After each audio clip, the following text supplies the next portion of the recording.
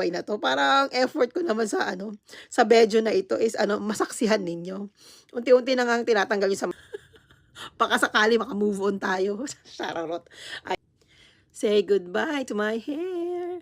Ayan. Hello mga ma-gems and welcome kay Larika.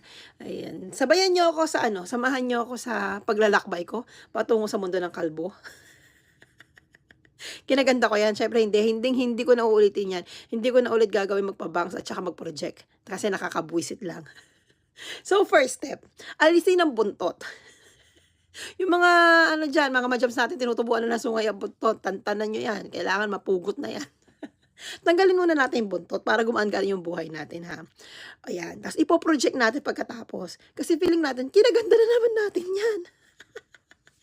Ayan. Nagtanggal tayo ng ano, ng konting bit-bitin sa likod. Ba't ganyan? Hindi ko maintindihan kung ano, kung may mali ba sa ulo ko, malapad ba? Basta masagwa.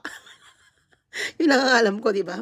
Ayan siya. Pero, tapusin nyo naman tong paglalakbay na to. Parang effort ko naman sa ano, sa video na ito is ano, masaksihan ninyo. Unti-unti na ngang tinatanggal yung sama ng loob. Pag kayo gusto nyo mag-move on sa buhay ninyo, yan, magpaganyan kayo. Tanggalin nyo lahat ng ano, mabibigat. Mga mabibigat na pasanin nyo sa buhay ninyo. Magpakalbo kayo. Diba? Trip-trip lang yan. Kung ganyan ang trip ninyo, ganito trip ko. Try nyo din. Kasi feeling natin maganda tayo eh. Hindi yan tawag doon, ano lang. Mataas lang. Masyado lang high eh. Bangag tayo eh. Ayan. Ayan siya. O, di ba? Tapos mag-iinarte ka, kunwari malungkot ka, luhaan ka, ganyan, di ba? Diba? Nakakabwisit lang. Kala na naman niya kinaganda niya yun. Kung bakit ba ako nauwi sa ganitong desisyon, sa totoo lang, hindi ko rin alam. Basta gusto ko ano, may mangyari sa buhay kong kakaiba. Baka sakali maka-move on tayo. Charot. Ayan na nga. Last strand. Tinanggal na natin lahat ng ano,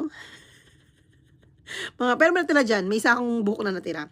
Ito na ang ating ano, dulo. Final look. Aahitin natin yan, ayusin natin pag-hide dyan. Guhit, o, diba? Ulitin mo pa ba yan? Sa mga lakas ang loob ang puhunan, gawin nyo rin tong ano na to. Kabaliwan na to. But for now, sana matapos ninyo po. Bye!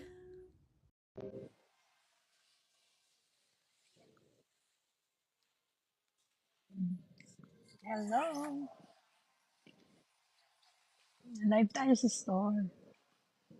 Look.